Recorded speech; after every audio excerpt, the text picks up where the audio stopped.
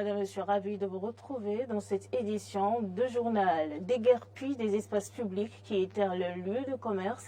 Des femmes du marché Zeplak ont exprimé leur mécontentement au micro de Arthur Windov. Vous les entendrez dans cette édition. La journée mondiale du tourisme a été célébrée hier. À l'occasion, Eden TV a réalisé une émission spéciale sur les avancées et apports au développement du tourisme béninois. À suivre quelques extraits des propos des intervenants sur le plateau dans le journal. Et puis au Mali, les accrochages s'intensifient entre l'armée et les groupes djihadistes dans la région de Tombouctou. Hier, un nombre important d'hommes en uniforme a été neutralisé.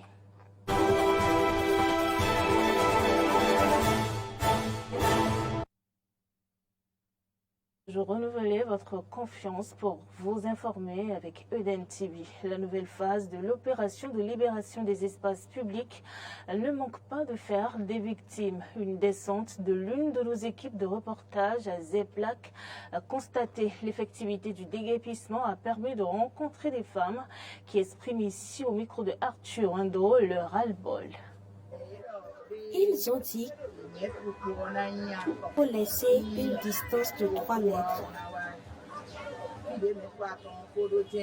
Ils l'ont dit, mais la réalité est tout autre ici. À Zeplak, plus précisément sur la voie du marché. Certains étalages sont toujours ici, placés à leurs endroits habituels. Malgré cela, les plaintes ne cessent d'être enregistrées. Il y a 3 jours, ils ont commencé par nous renvoyer de la bois. Très mal propre. Il y a de la boue, des matières fécales un peu partout. Le marché n'est pas grand. Depuis le matin, je n'ai rien vendu parce que je ne peux pas étaler mes marchandises. Ils ont enlevé ma tôle que j'ai placée devant ici. Les dégâts qu'ils m'ont causés ne sont pas si graves. Si pour certains, c'est une mauvaise démarche, pour d'autres par contre, c'est une bonne chose. Parce que les dames ne peuvent rester dans le marché même. Elles préfèrent venir rester au bord de la voie, alors que le bord de la voie est un peu trop risqué. On a des camions qui tournent au niveau du carrefour pour aller au pont bascule de Yorkport, ce qui fait que souvent, dans le fait de tourner, c'est un peu risquant. On voit les camions passer juste au bord du goudron et à tout moment ça peut dévier. Le marché là c'est un peu proche sur la voie. Si on laisse les gens rester sur la voie là, tu vois que ça va causer un dégât. C'est pourquoi on a dit de rentrer dans le marché. C'est notre intérêt. Si tu es à la voie, si ça doit passer, il y a un accident ici. Il répond, il y a un accident. Mais qui va supporter ça? C'est eux-mêmes qui vont supporter. Tu vends quoi? Tu vends gari ou bien sur la ville? Est-ce que ça peut te supporter? Ça ne doit te supporter.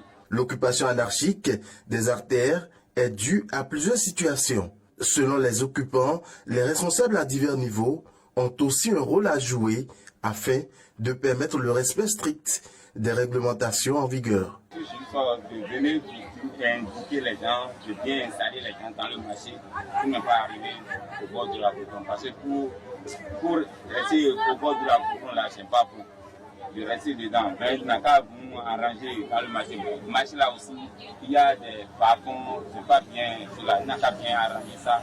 Parce que les gens disent que si la pluie tombe là, il dit qu'il y a plein de l'eau dedans. Il a demander aux autorités de la commune, de l'arrondissement de venir un peu aménager le marché. Quand il y a tellement de la boue que c'est très difficile de rester à l'intérieur. Il y a ça aussi qui amène les dames vers le port. Et aussi, il se fait que la couture qui est devant le marché ne laisse pas trop d'entrée.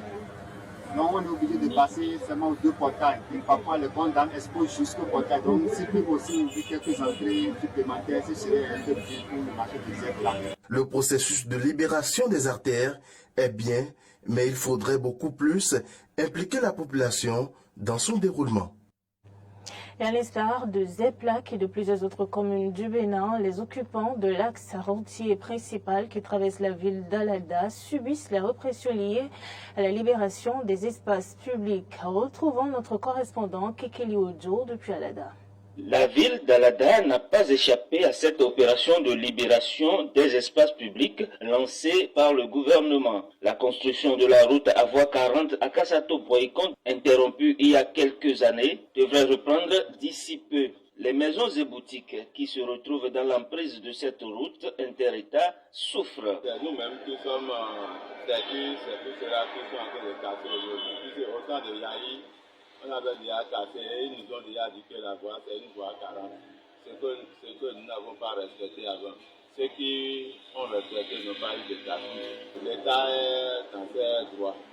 Et c'est ce qu'il a vu sur le papier qu'il est en train d'apporter pour le public. Construire l'infrastructure routière est une bonne chose, mais le délai donné aux populations concernées par le déguerpissement n'est pas du tout de leur goût. Mais ça, la ménage, on nous connaît seulement des semaines. Avant de comprendre exactement les mesures là, ils ont déjà qu'on va venir casser en même temps. On a dû donner 2 semaines, c'est normal. Comment on va dans 2 semaines, on va dégager tous les pièces pour bien comprendre gérer ça là. C'est un peu grave. Mais je suis content parce que qu'est-ce que l'économie va faire? C'est quelque chose que tout le monde y voit. Il serait content de ça demain après demain. Donc, c'est bon pour moi. Mais c'est le temps qu'on nous donne qui marche vraiment cher. Néanmoins, elle s'exécute pour que le projet gouvernemental se réalise. Les populations souhaitent que la voie passe effectivement après le déguerpissement. Et dans le cadre de la célébration hier de la Journée mondiale du tourisme, votre chaîne de télévision a réalisé une émission spéciale sur les avancées et apports du tourisme béninois. On va suivre quelques extraits des propos de Hippolyte Chiapé, psychologue de travail et des organisations, et de Eric Sylvestre Bokossa, guide touristique, les deux invités de Arthur Indo. Le Bénin, il est beau donc de sa nature, il est donc beau aussi de sa culture. Le Bénin dispose d'une culture que tout le monde veut comprendre. Le Bénin, c'est le pays du vaudou. Et quand on dit vaudou, vous savez, beaucoup de personnes veulent comprendre davantage ce que c'est que le vaudou. Donc, le Bénin, en plus de ce que les autres pays peuvent avoir comme naturel, le Bénin dispose donc de ce point que les autres n'ont pas, de cet élément complémentaire et qui est unique, en fait, qu'est le vaudou. Donc, visiter le Bénin, il y a beaucoup de raisons donc, de visiter le Bénin aujourd'hui. La raison, c'est que le Bénin, il est beau de son histoire, de sa nature, de sa culture, de ses hommes, de sa diversité culturelle. Donc, nous avons un potentiel touristique énorme qui donc doit nous amener, les personnes donc, à venir visiter notre pays, le Bénin. Et le Bénin a été la toute première nation qui a officiellement montré l'importance de ce que c'est que la culture vaudou. Et d'ores et déjà, Ouida 92 est l'un des grands rendez-vous historiques pour montrer que la destination béninoise est possible. Parce que très tôt déjà après l'indépendance, quelques années plus tard, les acteurs ont compris déjà qu'il faut vendre quelque chose pour accompagner le potentiel. Dans un passé récent, on peut dire que le tourisme était plus ou moins embryonnaire encore au Bénin. Mais depuis quelques années, je pense que c'est clair et net, c'est visible que ça se structure, ça s'organise davantage. On y met une touche professionnelle. Donc le tourisme au Bénin aujourd'hui, c'est un tourisme qui se construit. C'est structurant. Et les acteurs de ce secteur également s'organisent et sont motivés, sont supportés par le gouvernement. Le gouvernement, en fait, montre la voie à suivre. Et chaque acteur de ce secteur doit donc s'organiser.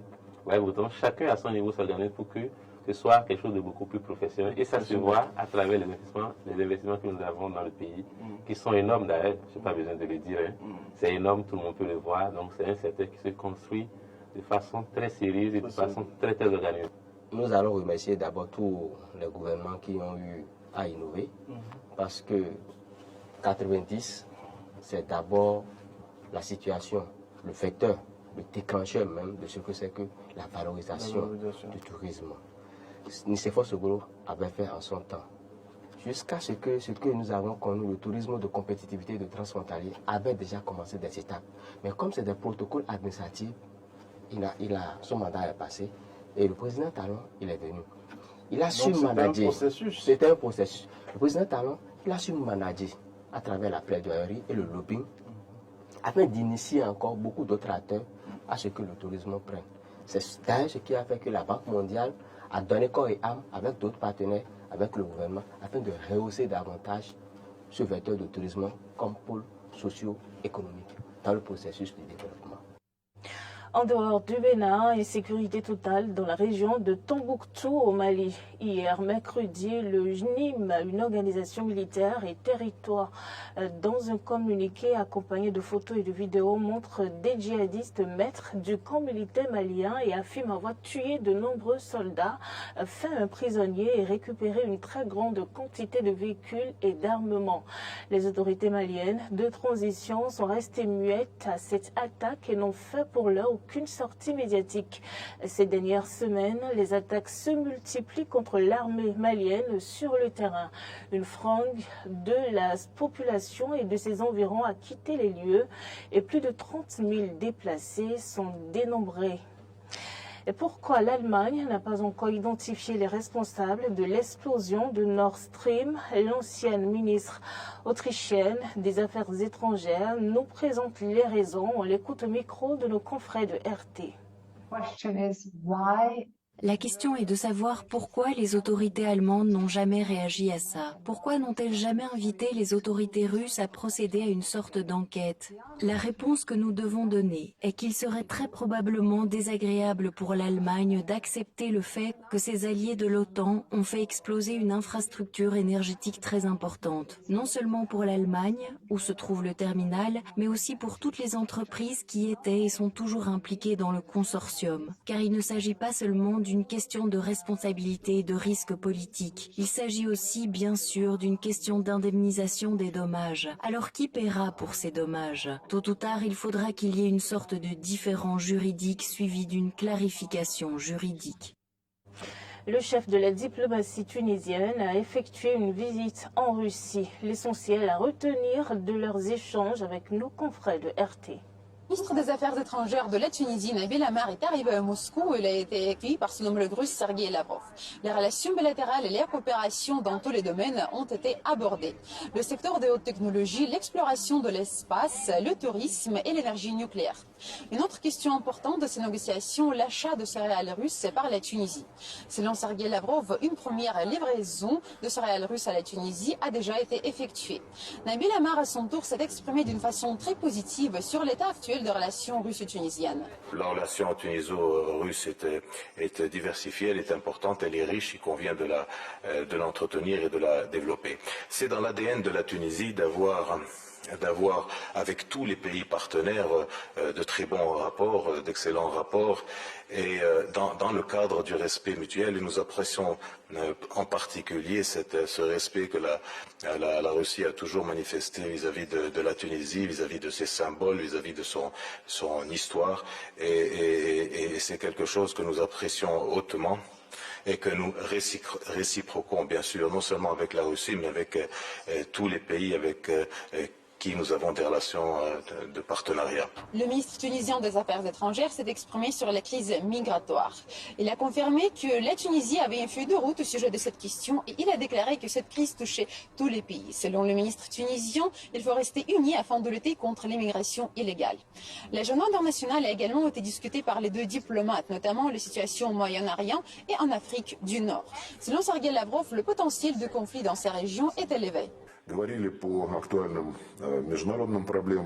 Nous avons discuté des problèmes actuels internationaux et abordé en détail la situation au Moyen-Orient et dans le nord de l'Afrique, où sévit un sérieux conflit potentiel. La Russie, comme la Tunisie, cherche à surmonter les crises existantes par des efforts diplomatiques, par un règlement politique. Ces approches sont d'actualité pour résoudre notamment les problèmes profonds de la Libye, qui, à la suite de l'agression de l'OTAN en 2011, a été en fait détruite en tant que nation. Et depuis de nombreuses années, la communauté internationale, les pays voisins, la Ligue des États arabes et l'ONU essayent de créer les conditions nécessaires pour que toutes les forces politiques libyennes passent à un vrai dialogue politique inclusif et se mettent d'accord sur la façon dont la vie doit être organisée dans leur pays, en commençant bien sûr par la tenue d'élections.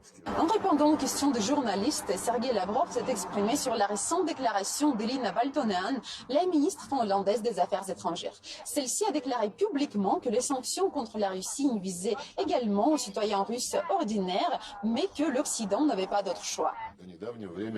Jusqu'à une date récente, les Occidentaux affirmaient constamment que l'objectif des sanctions était de modifier la politique de l'État sanctionné, en tenant toujours compte des aspects humanitaires afin de ne pas causer de graves dommages à la population civile. Mais à présent, Madame Valtonen, sans doute parce qu'elle est encore une diplomate inexpérimentée, a exposé carrément les raisons de ces sanctions. Elles visent à nuire aux gens ordinaires. Ainsi, elle a dit que le peuple russe devait payer le prix de la guerre qu'il avait déclenchée et que le peuple russe devait se soulever contre son propre gouvernement. Cette déclaration est absolument grossière et je voudrais souligner une fois de plus que la Finlande prend peu à peu la tête de la campagne anti-russe, russophobe et raciste de l'Occident. Étant donné l'ambiance amicale détendue dans laquelle les négociations et la conférence de presse se sont déroulées, les souhaits exprimés par Nabil Amar et Sergei Lavrov d'élargir la coopération entre la Russie et la Tunisie ont toutes les chances de se réaliser. Merci d'avoir suivi cette édition de journal sur l'ensemble de nos plateformes digitales, YouTube, Facebook. Retrouvez-nous avec l'identifiant Benedette TV.